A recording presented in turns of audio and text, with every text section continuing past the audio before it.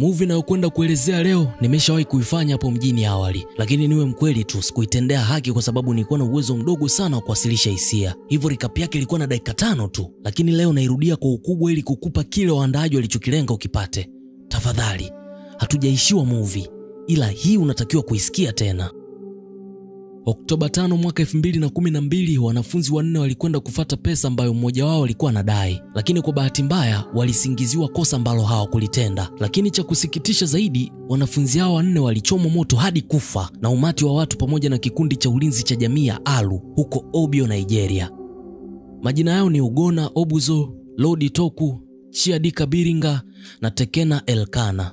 Tukio hilo sasa likapewa uhai kama filamu kupitia kazi ya Linda Ikeji yenye jina Dark October. Lakini zingatia kwamba waandaaji wa filamu hii waliamua kubadili majina ya hao wahanga 4 mpaka jina la jamii husika. Hata hivyo, stori iliyopelekea tukio hilo la kutisha haijabadilishwa. Pia nikupe tahadhari kwamba hii movie ni ya kuhuzunisha sana. Hivyo basi, kama una uwezo wa kuzuia machozi na moyo wako kuumia, basi ni heri uhamie video zingine ndani ya E7 Beats. Kuna recap kibao tu zenye comedy, mapenzi, mipinduko, wazungu mpaka akina Pambije. Ni wewe tu.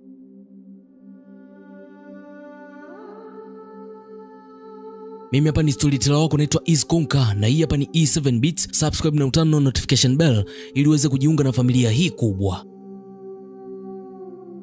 Movie inaanza na maneno yanayosomeka kwamba mnamo mwaka 2012 wanafunzi 4 wa chuo kikuu kutoka Nigeria ya Kusini walienda kukusanya deni la pesa lilokuwa likidaiwa na mmoja wao kutoka kwa mwanafunzi mwenzao. Kilichotokea baadaye kilishangaza taifa. Sini ya kwanza kabisa inafungua na mchizi mmoja kapigwa vibaya mno na nguo zake zimechanika sana kidogo tuzimuache wa mnyama. Mara anajaribu kukimbia umati wa watu wenye fimbo mikononi, lakini akashangaa badala wampige wakampita pembeni yake. Akashangazwa sana, washikaji hawakumuona kabisa. Kwa hiyo akageuka kuona walikuwa wanakimbilia nini. Kufika alichokiona sasa kikamstua sana. Movie ikutuonesha ni nini kaona, lakini tutajua uko mbele. Basi Tizi akakutana na mshikaji wake Leonard, lakini anajulikana kama Big L. Hawa washikaji wanahitaji sana pesa ili wakarekodi magoma studio. Tizi akasema kuna pesa yake anataka kuifuata kwa Wisdom. Inavyoonekana Tizi alivyoendaga London alirudi na vitu kama vile nguo, viatu na vitu kama hivyo. Kwa hiyo alivyorudigi tu akamuuzia hivyo vitu vyote Wisdom, tena kwa bei ya punguzo. Ila sasa miezi kibao imepita, Wisdom kagoma kumlipa Tizi. Hivyo Tizi akakusanya tu hela sehemu nyingine akatoa kwenye pesa yake matumizi anayopewa na mzee wake kila mwezi, ndipo akapata tumaini la kurekodi na kutoa magoma, kitu ambacho ndo kilikuwa lengo la hawa vijana. Na walikuwa na ndoto kubwa sana kufanikiwa kimziki, yani wawe wasanii wakubwa sana Nigeria na Afrika kiujumla. Baada ya washikaji kumaliza kuongea wakaondoka. Tizi akala boda kwenda kumcheki Wisdom ampe hela yake. Sasa huu mtaa unaitwa Aku Community, wakati kwenye uhalisia unaitwa Alu Community. Bodaboda akamshusha mchizi karibu na saluni ya kiume, ambapo ndani kulikuwa na washikaji wanamzungumzia Tizi kwa maneno ya kejeli. Wao wanasema kwamba wanawachukia wanafunzi wa Uniport kwa jinsi wanavyoishi, wanaenjoy maisha kwenye community yao. Mshikaji anasema ni wanafunzi wa majigambo tu, hawana chochote cha maana wanachotoa kwenye jamii. Mwingine akatoa vitisho kabisa kwamba siku moja atawanyoosha tu hao vijana. Huko Tizi akafika kwa Wisdom. Gonga mno mlango, lakini wapi hakukuwa na mtu. Hivyo ikabidi aondoke tu. Hivyo akachukua boda nyingine kurudi chuo ili akakutana na Big L ambaye muda huu yuko busy huku chuo na print assignment akakusanye. Baada ya muda Tizi akafika na akaanza kulalamika kwamba inaonekana kama Wisdom anamkwepa hivi. Big L akanamtuliza tu mshikaji wake, pia akamwahidi kwamba raundi nyingine watakwenda pamoja kwa Wisdom. Pia akamwambia DJ CK amewapitisha wote kwenye mashindano ya kurapa hapa mjini chuo ambayo yatafanyika usiku wa Septemba. Siku ilivyofika Big L akatisha sana na wote wakashinda hayo mashindano. Wakasherehekea na marafiki zao na nini. Wakiwa wanaendelea kuenjoy hapa, akatokea mchizi mmoja anaitwa Ben. Huu ni kama meneja wao tu. Akaja kuambia kwamba amepata deal lingine na tayari ameshalipokea, inabidi wakaperform tarehe 11 Oktoba katika kipindi cha wiki ya umoja wa wanafunzi. Bigel na Tizo akafurahi sana sababu hiyo itakuwa ni fursa ya wao kuonesha uwezo wao na pia itakuwa ni hatua nzuri sana kwenye safari ya kufanikisha ndoto zao. Mida usiku mwingi, girlfriend wa Tizo akamshauri mchizi aachane tu na masuala ya muziki ili asivuruge vipaumbele vyake. Tizo akasema muziki ni maisha yake na hawezi kabisa kuacha. Kisha akamuonesha mixtape yao mpya waliotoa ambapo yeye na Bigel wameshirikishwa.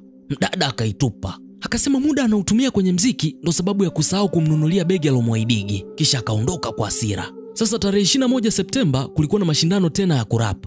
Ile Bigel ndo anataka kuitwa stejini kuperform. Tizi akamuona Wisdom ambaye amekuwa kimdai pesa kwa muda mrefu sana. Akataka kumtimbia washikaji zake, wakamzuia kwamba kwa sasa sio muda sahihi. Basi wakapanda kwanza kwenye stage wakaperform, wakaumiza. Baada ya kuperform wote wanne wakamtimbia Wisdom. Hii ndio inakuwa mara ya kwanza kabisa kwa washikaji kukutana ana kwa ana na Wisdom wakiwa wote wanne, wakiwa wanamdai hela yao. Wisdom akawa anaonesha kabisa wala hata asumbuki, yani anavyoongea tu inaonesha hana lengo la kuwalipa. Tizi akamuuliza kwa hiyo lini atamlipa. Mchizi akasema vipi kama nisipolipa? Ile kauli ilipandisha vicha vya washikaji. Wisdom ikabidi awatulize tu kwanza, kisha akamwambia Tizi kwamba aje kuchukua hela yake Ijumaa. Basi bana, kesho yake washikaji wakiwa hostel wakawa na discuss kuhusu Wisdom. Mmoja wao akasema kwamba Wisdom anamzingua tu Tizi na wala hatomlipa hiyo hela, na wote wakasupport hiyo pointi. Mchizi akaongezea kwamba Wisdom ni muuaji wa kulipwa wa vijana wa kusini, hivyo basi wanatakiwa kumuogopa. Tizi akasema yeye ajali Wisdom anamfanyia nani kazi, yeye anataka hela yake tu. Basi Ijumaa ikafika, Tizi na Wisdom wanajiandaa kumtimbia Wisdom awape pesa yao, hivyo akafika huku Aku Community. Kumbuka hii ni Alu Community kwenye uhalisia. Wakiwa njiani, mama mmoja mchoma mahindi akawasimamisha, akauliza kama wao ni wanafunzi wa Uniport. Wakasema ndio, lakini wamekuja kukutana na rafiki yao ambao walipanga kukutana. Bi mkubwa akasema sio muda mrefu kaona mtu mwingine naye anaelekea kwa huyo Wisdom rafiki yao.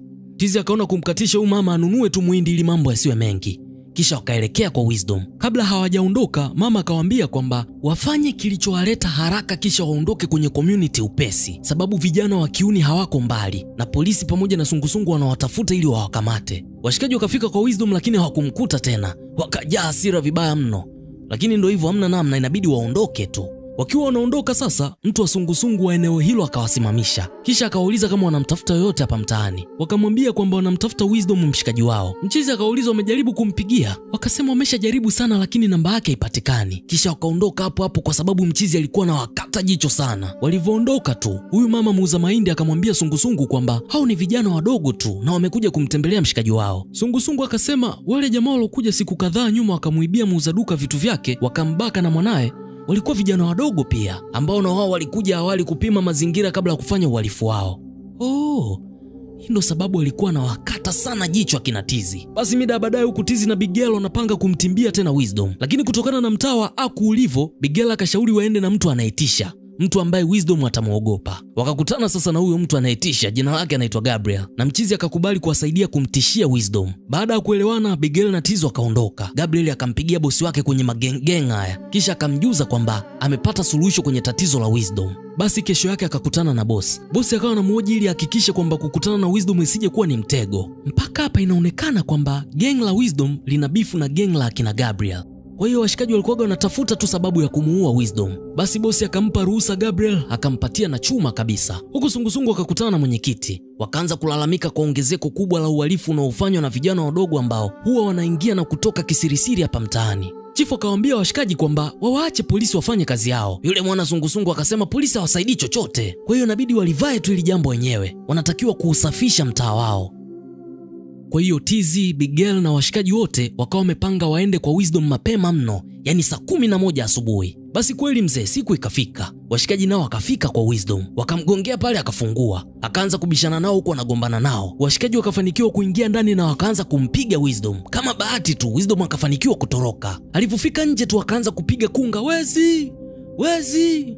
Akawa anatoa taarifa kwa sungusungu walioko karibu. Kwa bahati mbaya, sungusungu akamkamata Tizi na marafiki zake watatu. Gabriel akafanikiwa kutoroka. Alafu kumbuka kwamba sungusungu ana hasira kishenzi kutokana na matukio yanayotokea mtaani kwao. Kwa hiyo akawatoa wanafunzi nje. Tizi na washikaji zake wakaanza kuomba sana wasiwaue, lakini sungusungu akaondoka nao. Baadaye Wisdom akarudi nyumbani, akapaki vitu vyake vyote kisha akaondoka. Huku sungusungu wakawavulisha vitu vyao, pia wakachukua vitambulisho vyao vya chuo. Hapo sungusungu mmoja akasema, Wisdom kasema wamemuibia simu na laptop yake. Mwingine akasema aliwashuhudia wakati wanampiga risasi Wisdom. Washikaji wakakataa wakasema ni uongo, walienda kwake kuchukua pesa tu anayomdai. Washikaji wakawachukua wakawapeleka chumba maalum mpaka pakuche vizuri, ambapo ndo watapelekwa kwa chief sasa ambaye ataamua hatima yao.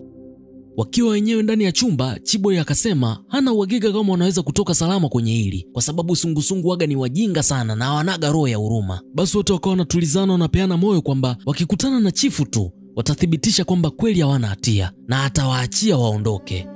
Basi asubuhi kafika, mchizi akaja kuwatoa na makofi mengi. Huku nje wananchi wenye hasira kali wanawasubiri kuwaona hao wezi waliokamatwa jana usiku. Hivyo kwa kipigo wakafikishwa kwa chifu. Aboli kiongozi wao akasema, hawa vijana ni wezi, Chifu akaomba kuona vitambulisho vyao, maana walidai kwamba wao ni wanafunzi. Sungusungu mwingine akasema hawana hata hivyo vitambulisho. Washikaji wakajaribu kujielezea kwamba Sungusungu alikusanya vitambulisho vyao. Washikaji wakawa wanawazuia kuongea. Badala yake wakawa wanasema wengine waliotoroka walikuwa na bastola kabisa na walikuwa wanawashuti wao.